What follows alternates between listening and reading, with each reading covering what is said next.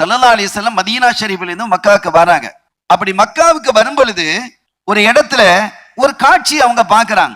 சஹாபிகள் பின்னால வர்றாங்க, இவங்க கொஞ்சம் முன்னால போறாங்க. ஒரு காட்சியை பார்த்து தனக்கு அருகிலே வரக்கூடிய ஜுஐல் என்று சொல்லக்கூடிய ஒரு சஹாபியை நிறுத்தி, ஜுஐல் நீங்க இங்கே நில்லுங்க, எனக்கு பின்னால வரக்கூடிய சஹாபிகளை எல்லாம் அப்படி கொஞ்சம் தூரமா வர சொல்லுங்க, இந்த பகுதியை கடக்க வேணாம், கொஞ்சம் நகண்டு அப்படியே வர சொல்லுங்க என்று சொல்லிட்டு ஸல்லல்லாஹு அலைஹி வஸல்லம் அவர்களும் நகண்டு அந்த பக்கமா போறாங்க. ஜுஐல் ரலியல்லாஹு தஆலா அன்ஹு அவர்கள் அந்த இடத்திலே நின்று அந்த பகுதியில் வரக்கூடிய சஹாபிகளை எல்லாம் நீங்க அந்த பக்கமா போங்க, ரசூல் அப்படி வர சொல்லிட்டாங்கன்னதும் ஏன் எதுக்கெல்லாம் கேட்க மாட்டாங்க. ரசூல் ஸல்லல்லாஹு அலைஹி வஸல்லம் சொன்னாங்கன்னா அப்படி செஞ்சிருவாங்க, அப்படியே போயிட்டே இருக்கிறாங்க. ஏன் அப்படி ரசூல் ஸல்லல்லாஹு அலைஹி வஸல்லம் சொன்னாங்க? அங்க என்ன பிரச்சனை அப்படின்னா வேற ஒண்ணும் இல்லை, ஒரு நாய் தன்னுடைய குட்டிகளுக்கு பால் கொடுத்து கொண்டிருக்கிறது, இவ்வளவுதான் விஷயம். கொஞ்சம் யோசிச்சு பாருங்க, தன்னுடைய குட்டிகளுக்கு ஒரு நாய் பால் கொடுத்து கொண்டிருக்கிறது.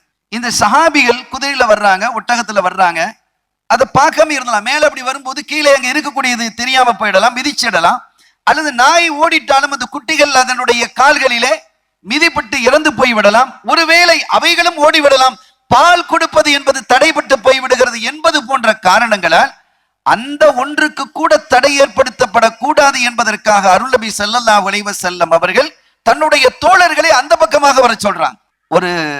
ஒரு இடையூறு நாய்க்கு கூட ஏற்படக்கூடாது என்பதிலே கண்ணும் கருத்துமாக இருந்தவர்கள் ஸல்லல்லாஹு அலைஹி வஸல்லம்.